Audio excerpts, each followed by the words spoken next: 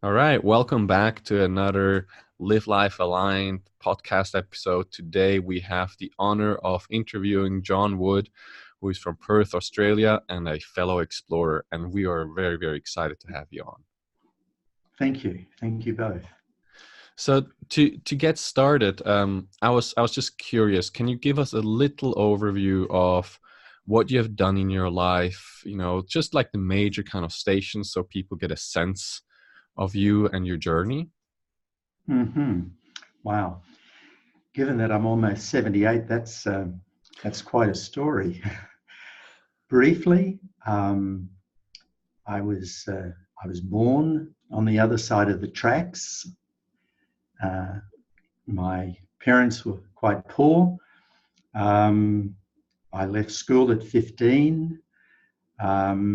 I started my first business when I was 19. And the company that I retired from when I was 47, um, was a publicly listed company that I founded when I was 22. One of the primary reasons I decided to walk away from the corporate world was that I'd stumbled across the work of Sydney Banks. And the rest, as they say, is history. I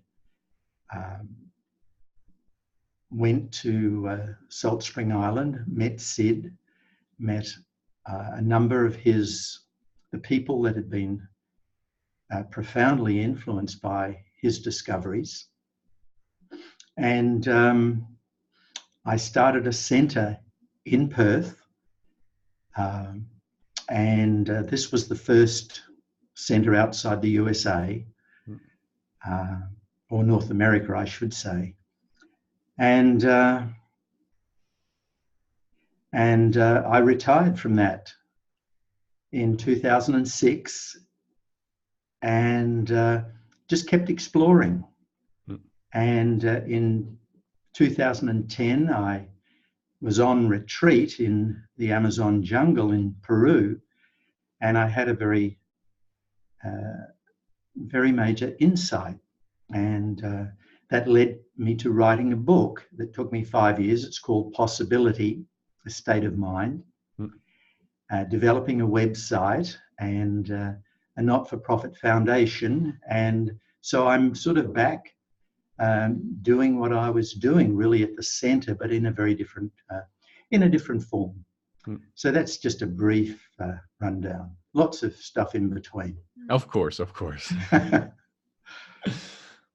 So, I mean, when you tell this kind of story, like especially starting a company very young and then taking the decision to retire and starting something new and retiring again, like there seems to be a lot of what people call courage that seems to be coming up when people look at this, because like founding a company, and it seems like you have founded several companies, that for a lot of people that takes courage, because there's always the fear of failure and also the withdrawal from that. So like, how have you navigated through life that has allowed you to make those kind of decisions?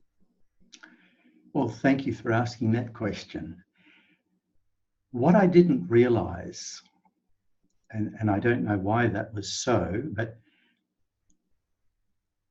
I seem to have always seen possibility.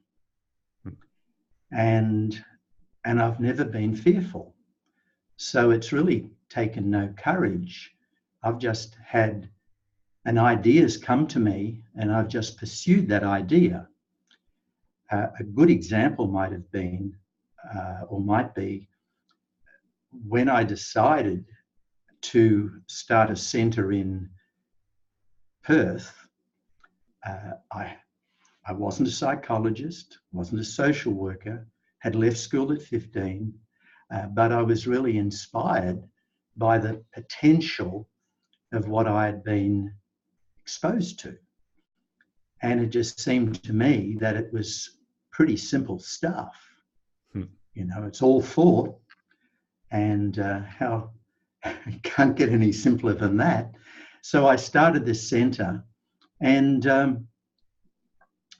in fact, the first clinical director of the centre was a woman called Dr. Carol Ringgold from Florida in the USA. And it just grew from there. And it was I set it up to really work with how would I describe it? With people that didn't have much. And so it was largely, well, it was not largely, it was a philanthropic undertaking. And, but it was costing a lot of money to operate. And so eventually I started working with companies, and because of my background and what we had to offer, we were able to attract organizations that were captivated by what we were doing and what we were offering, the implicit promise we were making in the work we do or were doing. But unfortunately, although the centre then became viable, I mean, it was self-sustaining then,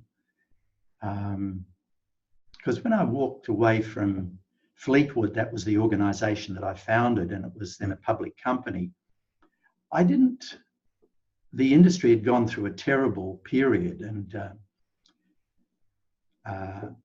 although the company was then on a sound footing and heading in a good direction, I didn't walk away with very much. Shares, the value of the shares were very, very low, but I didn't care. I wasn't interested in money. I never have been. And, but I had enough to start the centre, but my wife tapped me on the shoulder and says, well, John, it really needs to become viable now because it's draining our resources. Now, I've sort of lost track of what I was about to say. I went off track. Well, that's fine. That's fine, because let's circle back to what you started with, which is that you saw more the possibilities. Yeah. Now, I didn't realize, sorry, go on. Right. So I just want to phrase that question, because lots of people don't see possibility, right? That's right. And they are stuck in some place that usually are unhappy, dissatisfied, but they are not going forward because they don't see possibility. They only see what they have and what they would lose. So could you speak to someone like that who is in that kind of place? Yes. What I discovered after I met Sid and I had this experience in Peru was that I had been experiencing possibility a lot, and I didn't realize that other people were not. In fact, working with people, I couldn't understand why I would say, well, look, we can do this, let's go do it. And they would be hesitant, or they would be reticent. They'd say, no, we can't do that. We don't have enough money. We don't know enough about that. And we just don't have the resources. And I couldn't understand why they would say that, as if those things were really important. Now, I'm not saying they're not important, but what's more important is if you have a vision for what you want, and I understood business quite well. So you have to marshal your resources and then go ahead. But I need to mention to this person we're speaking to, this hypothetical person that's seeing impossibility, is that I was always willing to start very small. Like, I started the company that finished up the largest of its type in Australia on the driveway of my parents' home. And I was 22, and I'd only had 4 months experience in that industry.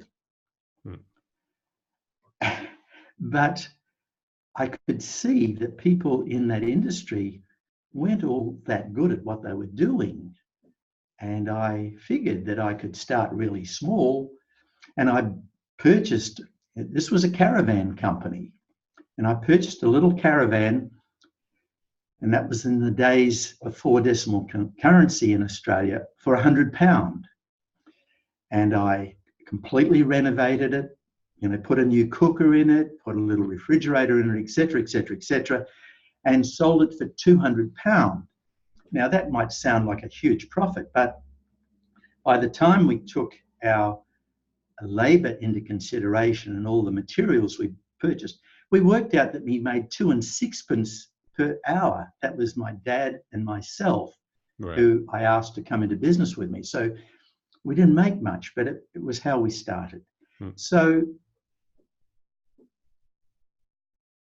you don't, if you have the vision, and I remember in the first fortnight working with Dad when we were renovating this little caravan, very old caravan, and I said, Dad, we'll have the biggest caravan business in Australia within 10 years. Now, he was pretty angry with me. Oh. He thought I had stations above my standing in the world. I mean, I was 22 and I didn't see that as brash. Right. I just saw the possibility. Now, whether we made it or we didn't make it was irrelevant. And within 10 years, we were the Fleetwood, the company that we had, which is still going in Australia. I have nothing to do with it and haven't since 1990. But it became, before I left, the biggest company of its type in this country. So again, I mean, that sounds very grandiose and it sounds impossible, right?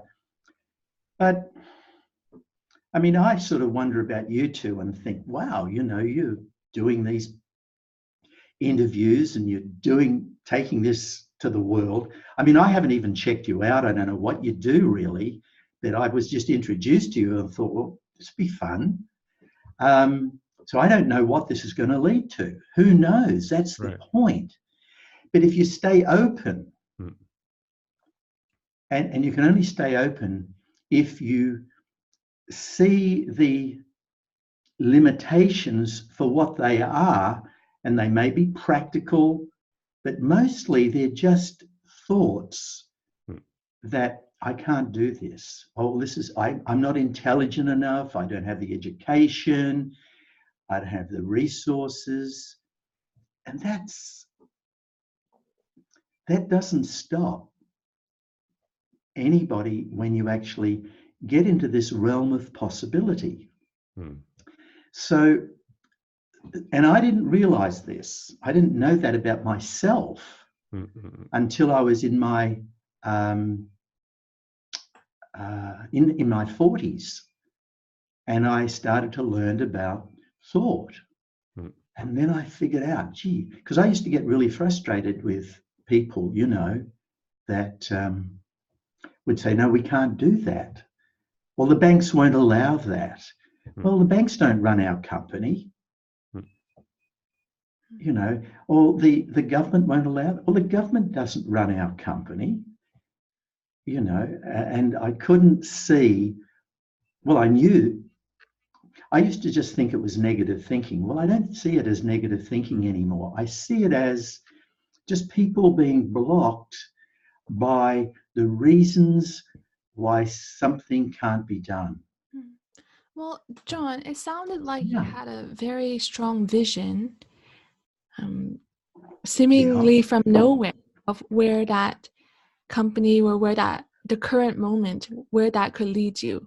The possibilities of that first project with your dad and where it could, what it could become, right? But at the same time, you said that it didn't quite matter to you whether, that vision came true or not, that it became big, eventually. How come, can you describe how that is? The fact that you can have a vision, that you kind of feel this pull or this desire, or you're working in this moment, you can feel, wow, it can get bigger, but then at the same time not really be attached to whether it does go that way or not. Thank you for that question. Well, you see, when I was in Peru, I had this insight. This was in 2010. And I suddenly realized that we're either seeing possibility or we're seeing impossibility. We're either in that state or we're not. But when we get into that state, if it's a powerful enough experience, it actually transforms our conditioned state. So although we're in impossibility, we don't see impossibility to the same degree. So our life changes to the degree that we have insights. So when I was in Peru and I had this insight, I thought, my goodness, this is a much simpler way of talking about what Sid has been speaking about. And the world actually lives in a state of impossibility. Primarily, we live in a state of impossibility. So I thought, well, I can start a foundation that will maybe transform the world. Now, don't laugh at me. So, and this experience I had in Peru was a real mixed bag. It was the most excruciating and at the same time most liberating experience I've ever had. And if you read my book, on the area about Peru, you'll understand what I'm saying. So I came back and I'd made notes all through the time I was at 30 days in the jungle. And I couldn't even bear to look at that stuff for 30 days. But while I was there, I wrote a curriculum for a weekend retreat, a 3-day retreat. And it was the genesis of a book, the book that I've written. But it was 2 years before I could but I still had that vision. And then it took me 5 years to write the book. I had the curriculum, and the first retreat was held only 2 weeks ago, and we had 20 people at it. But see, I'm not wedded to the realm of possibility being seen throughout the world, but that's my vision, and that's what's driving me, and that's how come I'm speaking with you today. Is this making sense? Yeah. So it sounds like your visions or the possibilities is something that is here with you in this moment. And it does not have so much to do with the future and what your life will be, the change in the future that you're trying to get, right? That you're working towards now. It's like, it sounds like almost like a state of mind, a way of being now, an openness now, versus having some kind of vision or goal in your mind that you're now, almost like crawling towards, achieving, towards. That's it. It's like, I don't know what, if anything, might come out of our interview today. I have no idea. And it doesn't matter. I'm just here doing my best to respond to your questions, to give the best answers I can, to see if I'm seeing possibility or impossibility. But this is just another step on the journey. And it doesn't matter about the destination, it's the journey that counts. I remember, and this is a really, I think, worthwhile thing to add right now.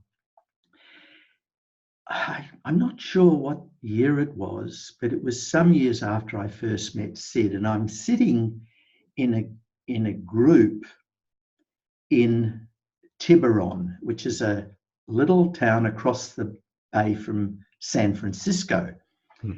And there was Linda Pransky, Judy Sedgman, and Leslie Miller, 3 people you may have heard of. And it was, I think, a 5-day workshop and Sid and George were coming in for the final 2 days. So here I am. I haven't had a lot of exposure to this, but I'm really captivated. I'm really interested. So I'm sitting there in this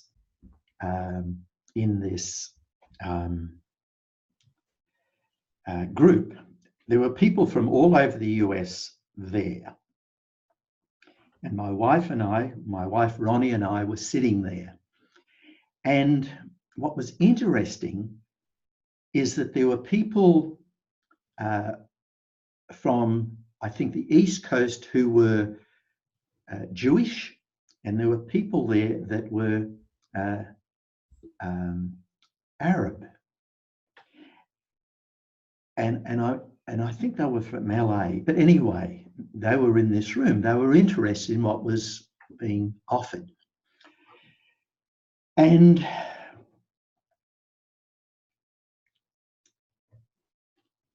Linda, Judy, and Leslie were talking about thought and saying, look, it's all thought. It's all thought. And we just think conflict into existence by the thinking we have. Mm. And so I'm sitting there now. I'm not getting it at this stage. My understanding was pretty shallow, you might say. But what happened was that some of the Jewish people were saying, no, I think some of the Arab background people were saying, probably they were Muslims, I'm not sure. You mean to say that the conflict between the Palestinians and the Israelis is just all thought? What about the hundreds of years of violence and ill will and this, that, and the other? And they were going, and the Jewish people said, yeah, that's, no. And so they got really upset with what was being said. It was all too simplistic, right? Mm. What was being said. So I'm sitting there, I'm having this difficulty and now we've got a little war going on in this group between right. I'd say the Muslims and the Jewish people. Oh, I wish they'd just stop it so I can get this. Anyway, I'm sitting there, stewing. And suddenly my mind clears.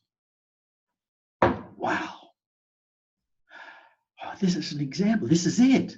You see, both sides are so entrenched in their beliefs, their opinions, their judgments, their conditioning.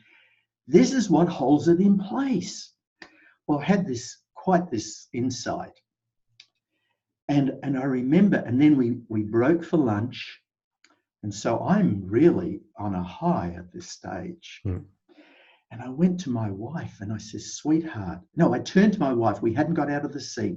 I said, sweetheart, I'm ready to die. Honestly, I found what I've been looking for. I'm ready to die. I don't want to die. Don't get worried, but I'm ready to die. Now, I'd had a fear of death. Mm. And I made up this crazy idea that I wanted to live to 127. Why 127? I have no idea. And then I was at peace. Mm. I didn't fear death anymore. And I saw that conflict is just a state of mind. Mm. It's not real. All the things that we put in the way, that we build up, that we believe to be true, the truth of the matter, is just made up. Mm. If we're willing to let go of, what we believe to be the truth. Mm. So does that respond? Yeah, that's great. and I want to what you just said is wonderful, and also that ties in with the question I have about, you said, well, I'm either in the realm of possibility or impossibility, right? Mm-hmm. And so mm-hmm. Is that something that you notice yourself as you go yes. through the day, or how does that yes. work for you? Yes. Well, what what tells me where I'm at on that continuum is how I feel. Okay. And at the moment, I'm feeling really good. I really don't have an axe to grind, although I might sound as though I have. The interview seems to be going okay. So I feel very fluid. Right. I feel very fluid. I mean, I'm ready for anything. But if my feeling goes off, immediately I know I'm out of that state. I'm more, and I think it's a continuum. I mean, it's like, let's say at one end of the spectrum, we have the experience of Sydney Banks, maybe Jesus Christ, maybe Muhammad, maybe Buddha. And the other end, we have, just a terrible, horrible human being. Okay. We're all on that continuum. And I think we move up and down. And I think that what happens is that when we move into the realm of possibility, as I call it, for simplicity's sake, it reconditions our conditioning. So our conditioning gets better. So progressively, when I was in my conditioning once, heavy into my conditioning, I wasn't a pretty picture. I would get angry. I was very arrogant. I remember Leslie Miller saying to me, John, when I was having coaching with her in Lacona, she turned to me one day, and she's a lovely person. She said, John, you're the most arrogant man I've ever met. Wow. Wow. Me arrogant? No way. So it really stopped me in my tracks. And we're walking out from the session, and I turned to Ronnie and I says, honey, do you think I'm arrogant? He says, well, you sure can be. And so I might get very enthusiastic these days, and I think you probably are picking that up. But I don't think I'm arrogant anymore, but maybe I am. You can be the judge of that. Well, at least on my side, it doesn't feel like that. There's one question I'm pretty sure listeners who especially are not very familiar with Sydney Banks and all of that, who are going to be asking themselves, okay, great, John, you have the realm of possibility and impossibility. Okay, fantastic. Yeah. I want to be more in the state of possibility. What do I do? Excellent. Let me take a sip of my coffee. So,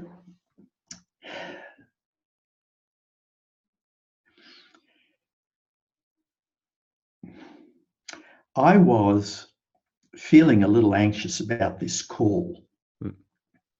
So my feelings told me that I was in a state of impossibility. And so I thought, I'm just going to have a read of the newspaper. And my mind cleared. I'd prepared.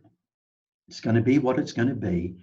And I just came in and sat down. But my mind was clear. I had nothing prepared. Okay. You've got nothing prepared. You've got questions that are occurring to you. And I've got answers that are occurring to me. So to see possibility, or to move into the realm of original thought, you might say, or free thought, you've got to be willing to let go of what you believe you know. It's like letting go of all of our sacred cows.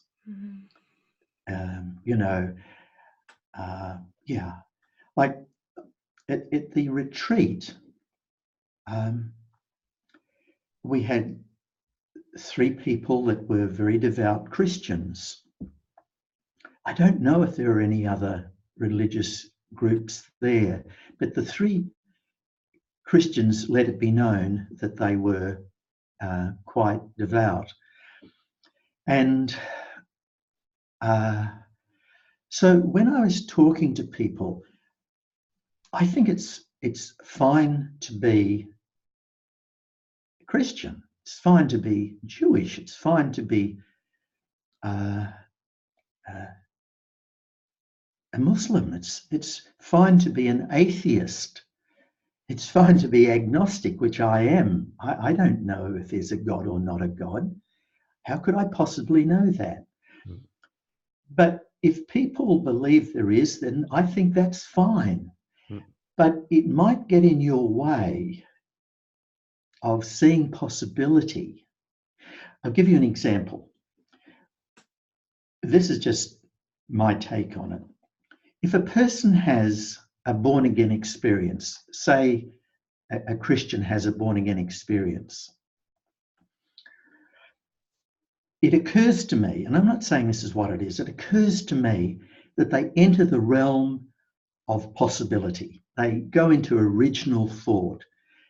They go beyond their conditioning and they just have this beautiful feeling. They have this wonderful feeling being at one. And in the process, they're being told, leading up to this, that Jesus will be your savior. Mm. And so in this experience, they think, well, yeah, Jesus is my savior. So they've attached themselves to Jesus being their savior. Then they, will study the Bible and go to, but maybe trying to regain that beautiful feeling, realizing that it may or may not have had anything to do with Jesus. I mean, I don't know, it might. But it's being free in your mind, letting go of all your beliefs, all your opinions, all your judgments. This is right, this is wrong, this is good, this is evil. It's not that you lose your discrimination, but like, for example, in my counseling, I have to deal with all types of people. Now, if I'm dealing with a paedophile, now I can't understand that other than I accept that there is some problem I think that the person has. Mm. Now, if I'm judging that person, I can't help that person. So I've got to see that person the same as I see myself, and that is, might they be found guilty of paedophilia and go to jail? But it's the best that they can see to do, right? If they could see something other than doing what they do, they would. So you have to see innocence. You have to see your own innocence, the innocence in others.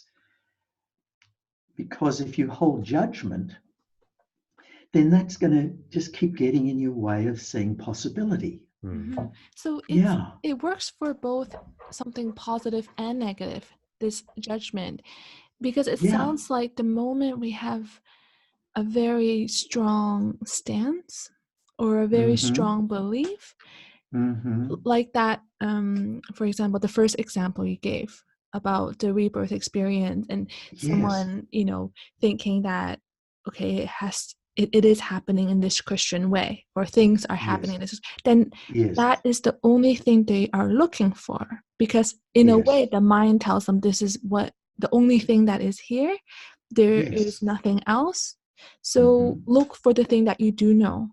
So it reminds me of I think it's Where is Waldo? I think that's a book that I kind of read growing up. It's a picture book. It's very busy, but you have to find one little character. So nothing else matters on this page. You just have to find the little boy with the brown hair and the red and I think white hat. You just have to find him, and he's always hidden behind a house or something very small, right?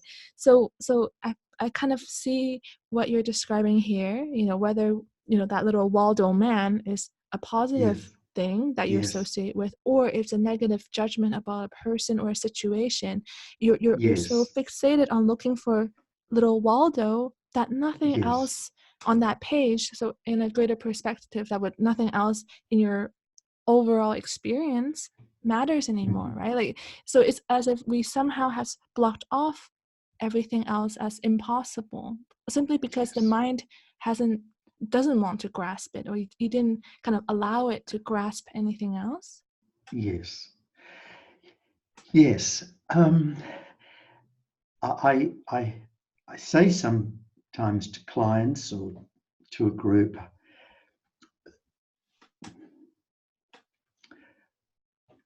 I honestly don't know anything, and I don't know whether that's true either. So, but I'm always looking to the yet to be seen, to the unknown. I'm looking in that direction. You know, I'm finding this a wonderful conversation, at least from my side of the camera, because you're both explorers. And it's like you're looking, oh, what about this? Oh, what? You come up with these questions. And when I run a workshop, all I do is ask questions and ask people to reflect. I mean, you're helping me because you're getting me to reflect. And I'll probably, and have already, but I'll probably say things that I've never said before or answered questions in the same way before, because I'm wanting to look to the unknown, because that's where possibility exists. So it's so incredibly simple. It's so simple. It's just that we're so heavily conditioned. Our head is full of, I mean, in my case, nearly 78 years of full-time conditioning. And so I've got to keep looking to the unknown to stay fresh, not to slip into impossibility. I love that. I love what you're saying with the unknown, and also the, you didn't say it in this way, but basically discarding certain beliefs and ideas and all of that, because that is literally what can free up and what you call the realm of possibility. Because what is known, well, that is already here, right? What is unknown, that is where all the possibilities are, because it is literally unknown. So I really love what you're saying. Now, you said some things that probably people will have some difficult time with, which is, for example, pedophilia and innocence at the same time, because there's a lot of judgment around that from the outside and from all kinds of people. So can you explain a bit more, like, how can someone be innocent when they are committing crimes? Sometimes seem to even enjoy certain crimes, and for a lot of people, they just say they're just very, very sick, and they even go to the degree they're evil, right? Which is not innocence. No, that's right. So how do you see that? Okay. First of all, I just wanted to go back to something you said about discarding beliefs. It's like what happens is that they abandon us. They just go. See, if you have a belief, you can't actually discard it because you believe it. Right. Yeah. But eventually, if you're looking towards the unknown and the yet to be seen, they just sort of leave us. And I remember I used to believe that. Oh, I don't believe it any longer. Well, coming back to your question, it's a toughie. This is the toughest one of all, I think, that I ever have to face. Now, let me say, when I think about pedophilia, it's abhorrent to me. It's absolutely abhorrent. It's the toughest. I think it's the toughest thing I face. That sort of, just so I think I've made my position really clear. And if a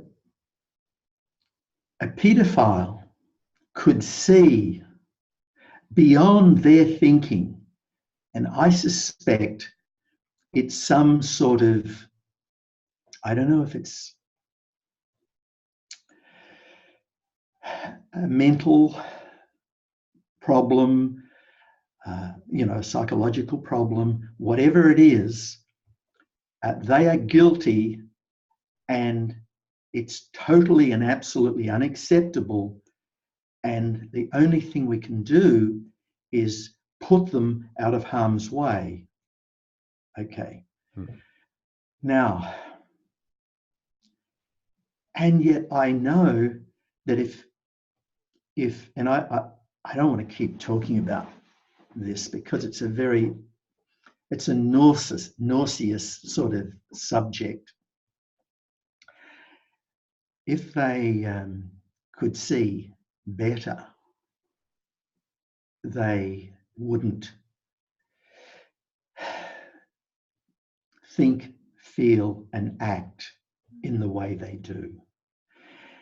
And it's much easier to take a less, like, for example, I was alcoholic, and there's a piece in the book where I talk about it. And I remember driving home after having started drinking at 12 o'clock in the day, and it was 7 o'clock. I was in this restaurant with a colleague, and the evening patrons were coming in. And this was before we had random breath testing and all the wonderful laws we now have to stop people like me from doing what I used to do. My vehicle was brought round from the back, and I started driving home. And as I'm driving, and my wife, as a psychologist, she works in the drug and alcohol field, and she said to me, sweetheart, you're alcoholic. Anyway, I didn't deny, and this was long before I happened upon this understanding. But I'm driving home, and a thought came to me. What if I hit somebody and kill them? I couldn't live with myself. How would it be for my wife, Ronnie? How would it be for my children?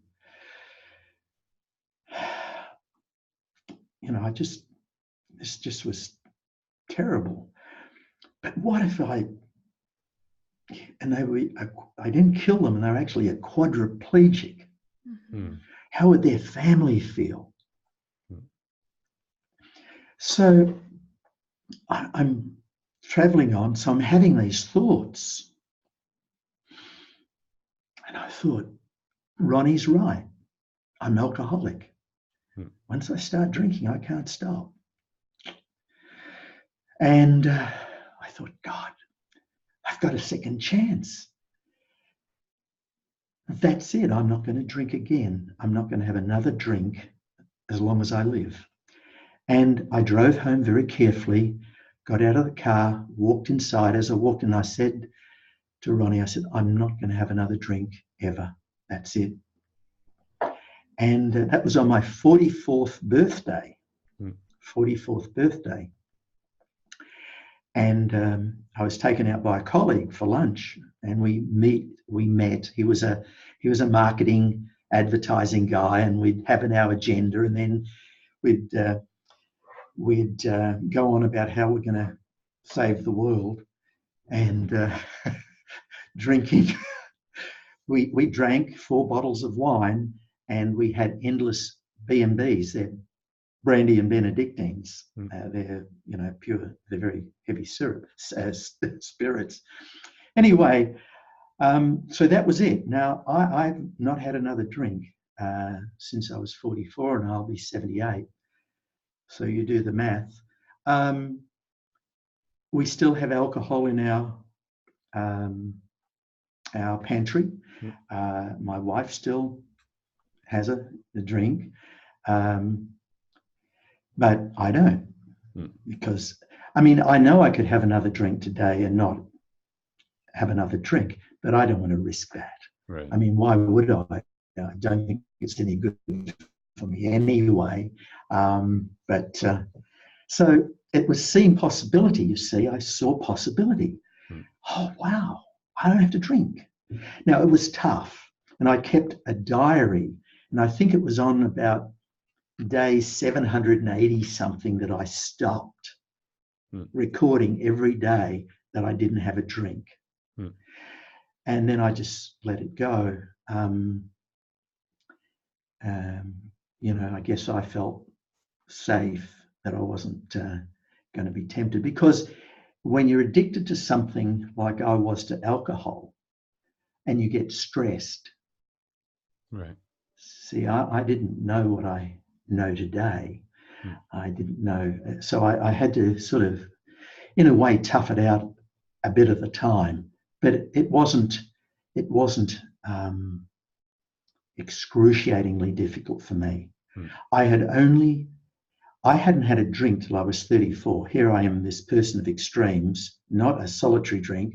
I started drinking when I was 34 and I stopped when I was 44. But by about halfway through, my wife was saying, sweetheart, you've got problems. And the reason I didn't drink is because on both sides of my family, we had several alcoholics, 3 of whom died from alcoholic poisoning.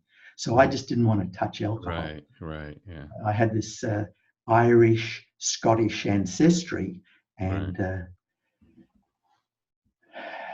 I think you have maybe a genetic predisposition to alcoholism. I don't know. That's the science says that.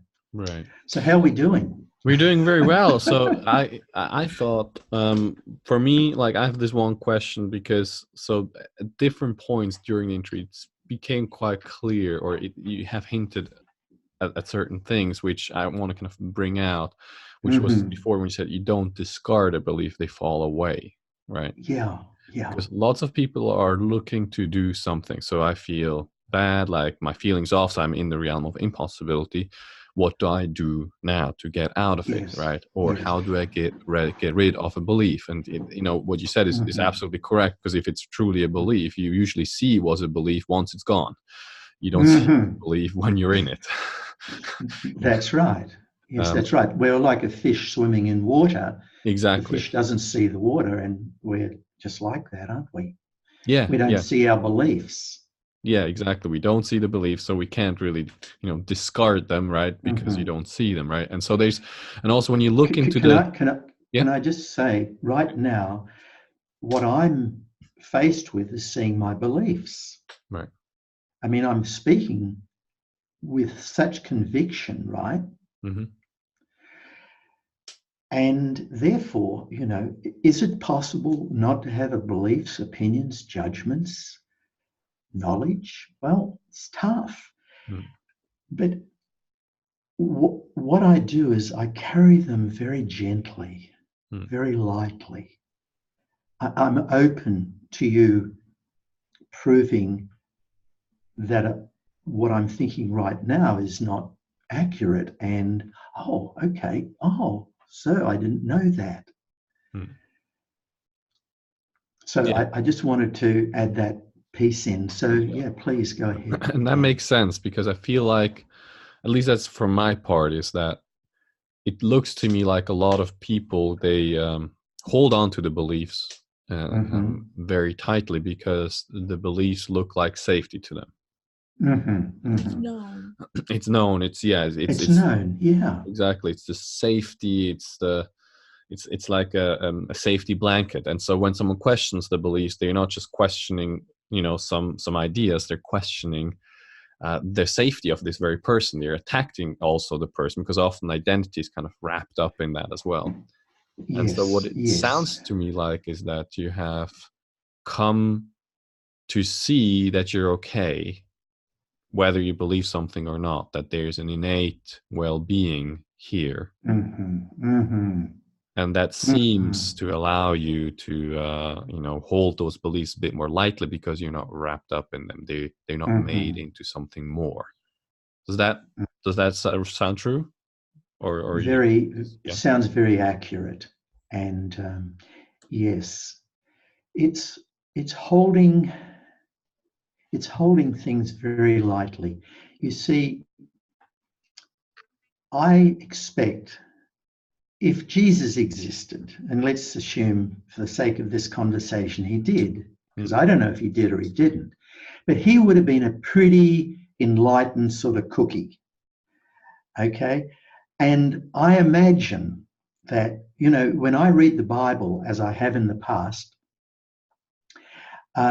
there's things in the Bible that just jump out, and I would have thought, now, I reckon Jesus would have said that. Then I'll read something, no, I can't believe Jesus said that. That doesn't sound like Jesus to me. And like, for instance, he said, allegedly, the kingdom of heaven is within. Well, that's all we're talking about. The kingdom of heaven is within. I just call that possibility because it's just a simple term with a capital P, of course, to distinguish it from the general use of the word. So, yeah, the kingdom of heaven is within. You know, love thy neighbor as thyself. Well, that makes sense that Jesus would say that because that's how I see the world. And I'm not putting myself in that league. Don't misunderstand me. I'm just an ordinary bloke, just an ordinary bloke. And I just feel grateful that I've seen what I've seen, because when I was growing up, what drove me a lot was the fact that I thought, I'm not good enough, I'm not intelligent enough, I'm not educated enough, etc., etc. And when I was in Tiburon and I had that experience, I thought, gee, you know, it's like everything I've been looking for in my life, I suddenly found. Now, I was only just a tip of the iceberg compared to what I discovered, but it's, yeah, you just come to peace with yourself. You know, you don't compare yourself with anybody else. There's no comparison. Oh, you know, I'm not thinking, oh, how's this interview going? I mean, it's going however it goes. I mean, yeah. Let the cards fall where they may. So, and I'm not worried about what people will think of it. I'm just doing the best I can see to do. Maybe if I have the interview with you tomorrow, it might be better. It might be less good. I don't know. It's just letting go of that self-judgment. It's just, you know, it's just coming to peace with the wonderful human beings each of us is. That's the bottom line. I mean, that's the bottom line. Yeah, I think it's a wonderful place, you know, to start wrapping up the interview. We very much enjoyed having you on and all the wisdom that you have shared. If people want to find more about you and what you're up to at the moment, where could they find you? Our website is called therealmofpossibility.org.au. It's a not-for-profit. You could buy my book on it. It's a bit of a tough read, and or you could subscribe. I do a monthly essay. Yeah, that's where you could find me. Perfect. Great. So, you know, I sometimes ask this question for people, like if this was your last sentence that you could give to humanity before you pass away, what would you tell them? I know I put you on the spot. I didn't prepare you for the question. But if you want to answer the question, you can do that. Yes, no. Look within, because that's where the answers lie. Beautiful. Thank you very much for your time. Well, thank you, Jachym and Natasha. Thank you both so much. This has been a privilege and a gift. Thank you. Thank you. Same for us. Yeah.